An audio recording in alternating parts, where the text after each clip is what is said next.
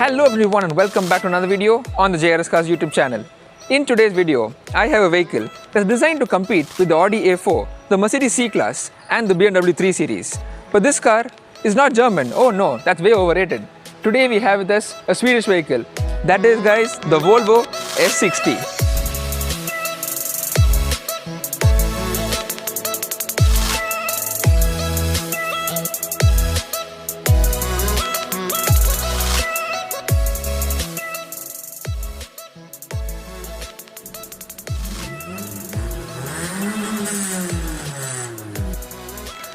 So guys, the Volvo S60, a car designed by Volvo, and Volvo was known as a brand which gives cars which are based on safety. That was their main prerogative.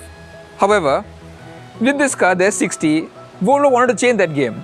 They wanted to bring a youthful design to the car, and well, way back in 2011, this is what they came up with, the Volvo S60. So guys, in today's video, we take a detailed look at the exterior, the interior, as well as the driving experience to show you guys how it is to drive a Volvo S60 in 2021. As well as, should you actually buy this car, because this car is actually for sale right now.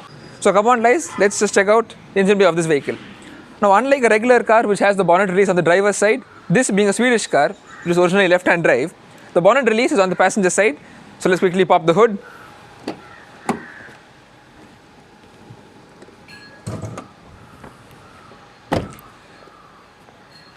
One nice thing with these premium cars, you don't have any bonnet latches, you also have gas struts.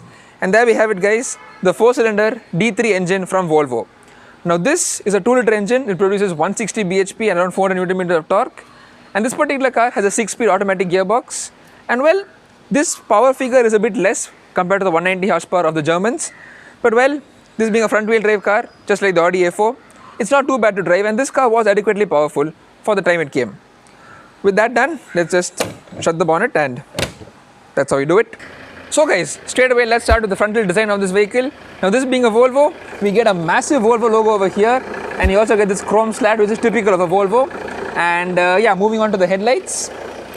So over here you see we have a DRL element over here as well as one over here. Now this is a dual beam light. We have a projector setup for the low beam and a normal halogen setup for the high beam. We also have headlight washers over here, and we have this vent over here for cooling the brakes, and this vent is actually functional, as you guys can see. With that done, let's now move to the wheels of the vehicle. And now this 5-spoke wheel, I mean, it really does look very nice. It's a 17-inch wheel, 225/50 R17. And as you guys can see, it does give the car really very sporty look. With that done, let's now move on to the side profile of the vehicle. And as you guys can see, the Volvo S60 by itself has a coupe-like roof, and that's what gives this car a unique look when compared to the other competitors. Continuing with the rear styling, we have the shark fin antenna over here. And moving to the tail lights, these are really very unique looking tail lights. As you guys can see, you have a waterfall like shape over here, and this shape really is very unique for the S60. Talking about badging, we have the S60 badge, Volvo written in full, and D3 over there. And the overall rear styling gives the car a very wide look, which is unlike what you see in the regular 3 Series, C-Class or A4. Talking about boot space, well, let's quickly open the boot. And as you guys can see, the boot space of this vehicle is actually quite small. The vehicle has a boot space of around 330 liters, but at least 30-40 liters is taken up by the space-saver spare wheel. But the loading lip is quite low, so you can load whatever stuff that fits inside. And this is one drawback to the short boot and sloping roofline design, because as you guys can see, boot space is quite compromised.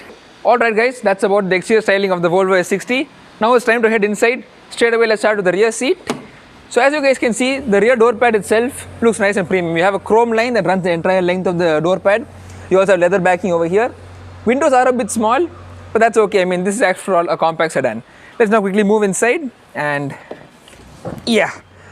Alright guys, so I'm sitting inside the Volvo S60. The front seat is inset to my driving position, and as you guys can see, leg space is quite decent at the back. Headroom too is a bit compromised thanks to sloping roof design, but it's not too bad. We have the rear AC vents placed over here, and we also have a center armrest. And as you guys can see, the overall experience in the back seat of the Volvo S60 is quite nice. This brown leather too really gives the car a unique touch as well. So talking about features, I mean, well, you have your interior lights, you have AC vents like I already mentioned, a scooped out seat back with space to keep magazines.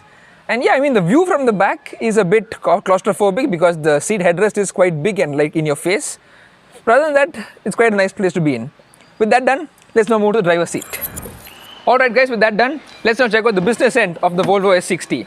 So as you guys can see, we have the same leather door padding over here. We have the buttons for locking and unlocking the doors, window controls, your mirror controls, as well as a button to lock all the windows if you don't want your children to just be playing with them.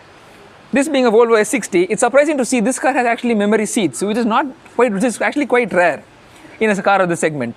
We also have the Volvo side step garnish. We have the headlight controls over here, as well as the button for opening the trunk, as well as opening the fuel lid. This is an electronic parking brake of the vehicle. You just push it to lock it and push it to release it. That's how it works. Now guys, with that, let's quickly start the vehicle. The vehicle literally rose to life. Let's put the steering straight. Right guys, so talking about the steering wheel, well, we have the buttons for the cruise control over here, button for the infotainment system over here. This is a button for your flashing your high beams. This is a button for your windows, AC vents. Right guys, so talking about center control stack, you guys can clearly see that this is actually angled towards the driver, keeping the driver in mind. Now one thing I really like about the Volvo S60, it has an asymmetrical dashboard. As you guys can see, AC vent there, AC vent here, one over here, and this massive AC vent over here only for the driver. Volvo really wanted to show that this car is a driver's car.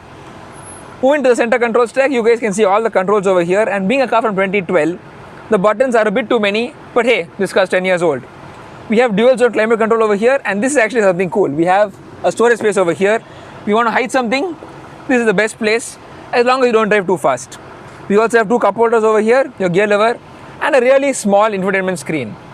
We also have the engine start stop button over here, and the horn of the vehicle sounds like this. A typical Volvo horn. We have lights over here, and these are of course your, you have an auto dim inside rear mirror also.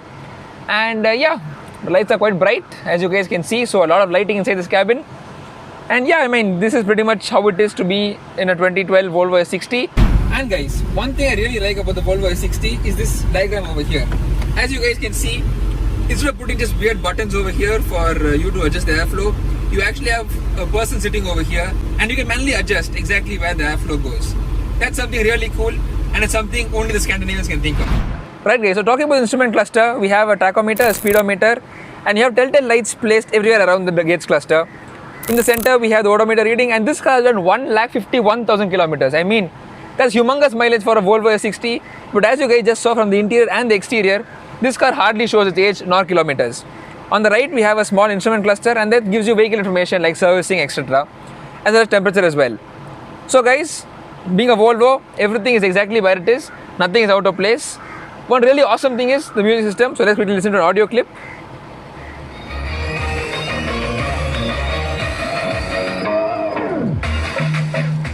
So as you guys just heard, that's just a radio, but still the audio quality is really crisp and clear. So guys, with that, let's get driving straight away. Alright guys, so driving the Volvo S60. Straight away, let's start with something called steering force level. Now top model Volvo S60s has an option to shift the steering force level, which is basically the steering weight, from low, medium or high, depending on whether you're driving within city limits or on the highway.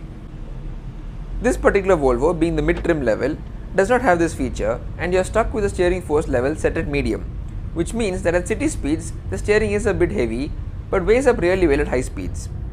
Obviously, my test drive was limited to city limits, but from my short drive, I could really feel a good weight in the steering, which gives really good confidence at driving this car fast, as well as cornering at high speeds. Talking about the ride and handling balance, now this really surprised me. This Volvo is over 10 years old, has over 1,50,000 kilometers, and rides on 17-inch wheels and tires.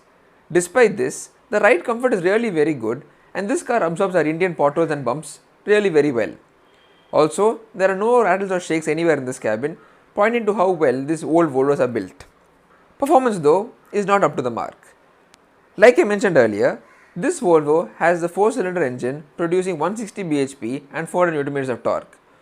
When you compare this to the comparable 3 Series A4 and C class, it is about 20 bhp down but produces 20 Nm more torque.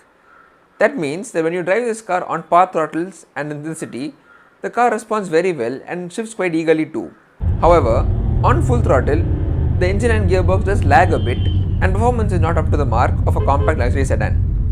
To add to this, as you guys can see, this car's DPF is full of soot, and that means on full throttle inputs, performance is really dulled because of the blockage in the exhaust, but a simple clean should fix that. Let's put the vehicle in manual mode and see whether that makes things any better.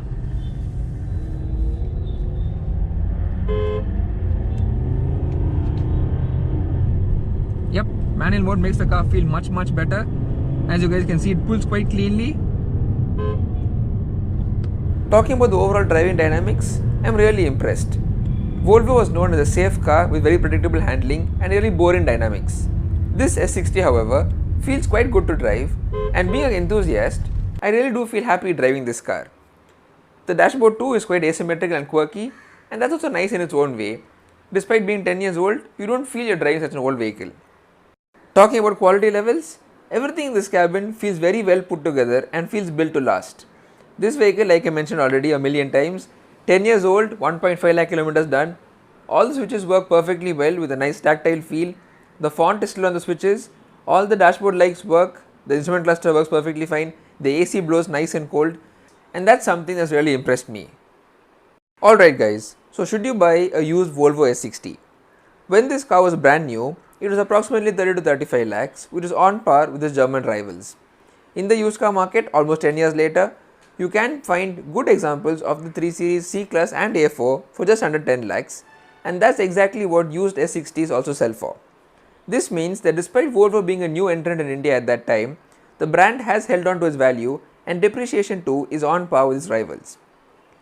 When you compare the Volvo S60 to its rivals, I would rather compare it to the Audi A4 rather than the 3 Series or the C-Class, purely because the other two are rear wheel drive whereas these two are front wheel drive. If you're looking for a diesel vehicle that's relatively economical to run, has good comfort, features and luxury, and not too heavy on your wallet, yes, I will recommend the Volvo S60 or the Audi A4. If you're okay with front wheel drive and not that much inclined to a sporty and fun drive. If you want a purely sporty drive along with some luxury and comfort, then the 3 Series and the C-Class are better bets. However, the Volvo S60 does have one trump card up its sleeve. It was available with the 6-cylinder petrol engine producing over 300 bhp with all-wheel drive. This was called the S60 T6 all-wheel drive, and this is a really rare vehicle, and if you do find one, do not hesitate to buy it because that will be the best decision you ever do. And so guys, that's the review of the Volvo S60. A Scandinavian car built to take on the German rivals. You guys saw the exterior, the interior, as well as you saw how this car drove. Should you buy this car? Well, the Volvo S60 when it was brand new cost approximately 37 lakh rupees. This car is for sale right now for less than 10 lakh rupees. One thing I want to tell you, cars like this are rare. You don't get these cars anymore. The new ones, yes, they have more technology, more powerful and better to drive. But this car has the good old-fashioned heft to it, and nothing beats an old Volvo sedan. So guys, that's my review of this vehicle. Give the video a thumbs up, take a second to subscribe, and I'll see you in the next video. Thank you so much for watching.